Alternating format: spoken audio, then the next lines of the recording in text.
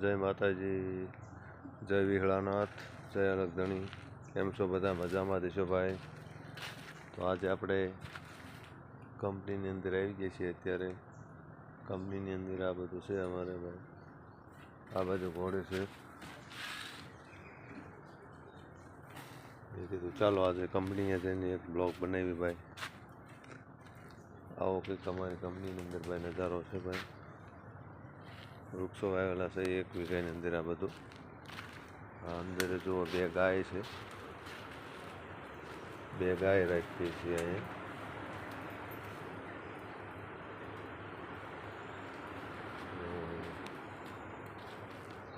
આ બાજુ જુઓ તમે પ્રકારમાં પક્ષીઓ ચણ ચરી રહ્યા છે. ધોળા કબૂતરે છે અને દેશી કબૂતર પણ છે. આ બાજુ અમે સસલાને પાળેલા છે ભાઈ. સસલા દેખાય છે ભાઈ મિત્રો. સસલાને પણ પાળેલા છે. પછી આ રીતનું કંઈક કાંઈ કણે દેશી લુકમાં બનાવ્યું છે ભાઈ.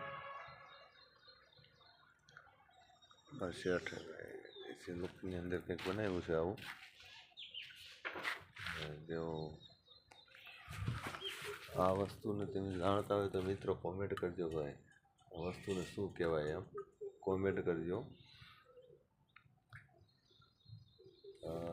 બીજું છે અમારા કંટલો છે ભાઈ. આ બાજુ કંટલો છે, આ બાજુ પારિયાણું છે, આ સાસ ફેરવવાની ગોળી છે, ખાટલા છે. આ બાજુ 2 ખાટલા છે. પછી આપણે પેલા જમવાનું દેખતા હતા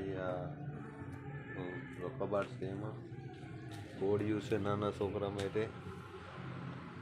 પછી કોઠી છે, પછી પટારો છે, ખાટ છે. આવું કંઈક છે ભાઈ આ બાજુ. પહેલાં દેશી ડંકા ઘડિયાળ જોઈ દો ભાઈ. ડંકા ઘડિયાળ અત્યારે તો જોવા પણ નથી મળતી. જૂની વસ્તુ અમારા સાચવીને રાખી છે. વિડીયો બહુ જૂના જમાનાનો છે ભાઈ. આ વસ્તુ જ્યારે લાઇટ નથી ત્યારે આનો ઉપયોગ થતો હતો. ફાનસ છે ભાઈ. આથણું ભરવા માટેના કાચના બાટલા છે ભાઈ. આવું કંઈક છે ભાઈ આ બાજુ અમારે કંપનીની અંદર. આ બધા ડાઇનિંગ ટેબલ છે આ બાજુ. પછી આ બાજુ અમારે વૃક્ષો છે, ચીકુડી છે, ચંદન ને એવું બધું છે. આ બાજુ ગાડું છે અમારે દેશી જૂનું. અને પહેલાંના જૂના ગાડા આવા હતા ભાઈ. આ લોખંડની પ્લેટ આવે, લાકડાનું થાળામાં બેરેલું. પછી આવ્યા ભાઈ આ લબ્બરના ટાયર. પછી ગાડાની અંદર આવ્યા છે. બધું ગેટ છે. આવા કંઈક વૃક્ષનો નજારો અમારી કંપનીની અંદર છે ભાઈ. તો આજના આ બ્લોગની અંદર આટલું જ છે ભાઈ. જય ગુરુદેવ. ગુરુ પૂર્ણિમાની બધાને શુભકામના. તમને મારો બ્લોગ કેવો લાગે ભાઈ કોમેન્ટ કરજો. જય ગુરુદેવ, જય રામદેવજી મહારાજ.